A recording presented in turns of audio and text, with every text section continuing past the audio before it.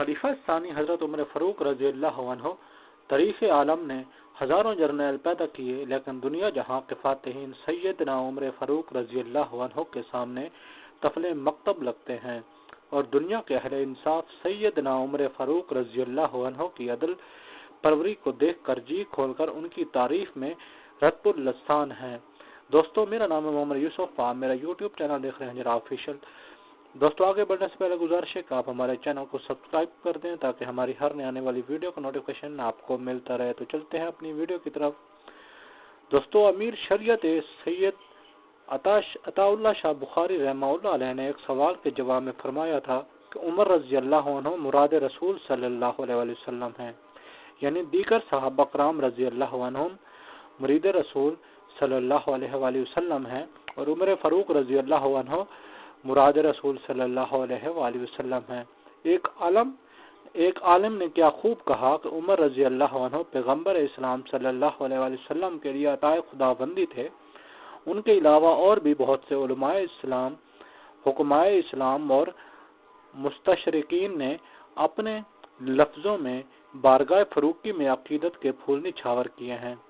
سیدنا عمر فاروق رضی اللہ عنہ کا شمار مکہ مکرمہ کے چند پڑھے لکھوں میں ہوتا تھا، لیکن وہ بھی اس عرب معاشرے کا حصہ تھے جہاں پیغمبر اسلام صلی اللہ علیہ وسلم کو قبل از نبوت صادق و امین کہا جاتا تھا، اور بعد از اعلان نبوت نعوذ باللہ ساحر، شاعر، کاہن اور نہ جانے کیا کہا گیا۔ دوستو، اہل مکہ کے جبر و ستم بہت بڑھ چکے تھے۔ صحابہ کرام رضی اللہ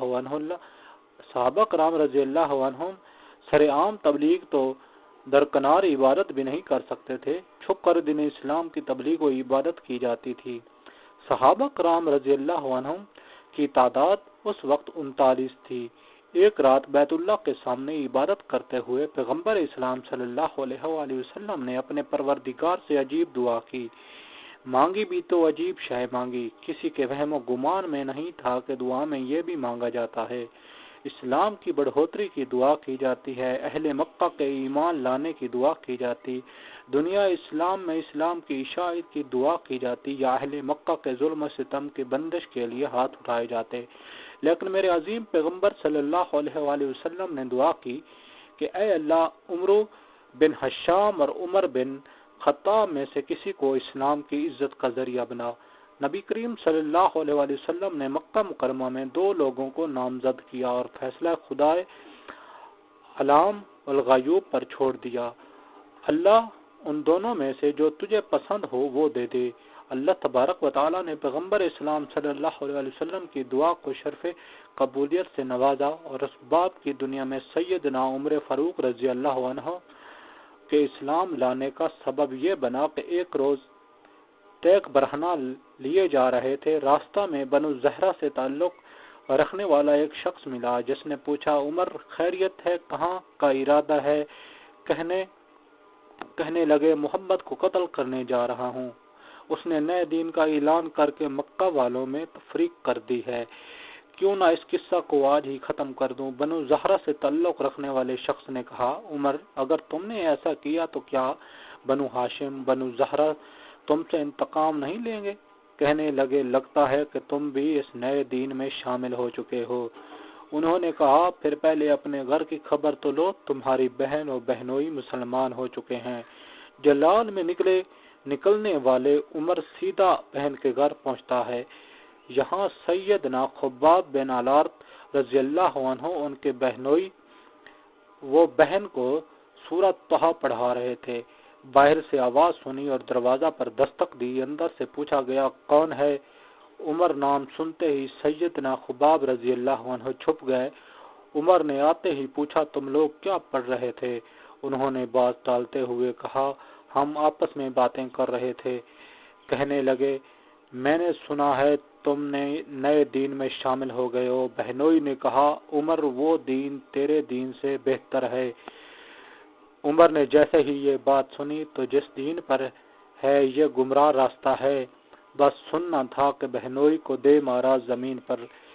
بہن چھڑانے آئی تو اتنی زور سے اس کے چہرے پر تمانچہ رسید کیا کہ ان کے چہرے سے خون نکل آیا۔ بہن کے چہرے پر خون دیکھ کر غصہ ٹھنڈا ہوا اور بہنوئی کو چھوڑ کر الگ ہو بیٹھے اور کہنے لگے اچھا لاؤ دکھاؤ تم لوگ کیا پڑھ رہے تھے۔ بہن نے کہا عمر تم ابھی اس کلام کے ادب سے ناواقف ہو، اس کلام مقدس کے آداب ہیں، پہلے تم وضو کرو پھر دکھاؤں گی۔ انہوں نے وضو کیا اور سورۃ طٰہٰ پڑھنی شروع کی۔ یہ پڑھتے جا رہے تھے اور کلام الہی کی تاثیر قلب کو متاثر کیے جا رہی تھی۔ خباب بن عرط رضی اللہ عنہ یہ منظر دیکھ کر باہر نکل آئے اور کہنے لگے عمر رضی اللہ عنہ کل رات نبی کریم صلی اللہ علیہ وسلم نے بارگاہ خداوندی میں دعا کی تھی کہ عمر بن ہشام، عمر بن خطاب، اور ایک دوسری روایت میں الفاظ کچھ اس طرح سے ہیں کہ اے اللہ عمر بن ہشام یا عمر بن خطاب میں سے کسی کو اسلام کی عزت کا ذریعہ بنا، یا ان میں سے کسی ایک کے ذریعے اسلام کی تائید فرما۔ اے عمر میرے دل نے گواہی دی تھی کہ یہ دعائے پیغمبر صلی اللہ علیہ وسلم عمر بن خطاب کے حق میں پوری ہوگی۔ اسی طرح کی ایک روایت سیدنا سعید بن مسیب رحمہ اللہ علیہ سے مروی ہے کہ وہ فرماتے ہیں کہ کان رسول صلی اللہ علیہ وسلم اذا ارا عمر بن خطاب و ابا اجل بن ہشام قال، یعنی جب کبھی رسول اللہ صلی اللہ علیہ وسلم عمر بن خطاب یا ابو جہل کو دیکھتے تو رب العزت کے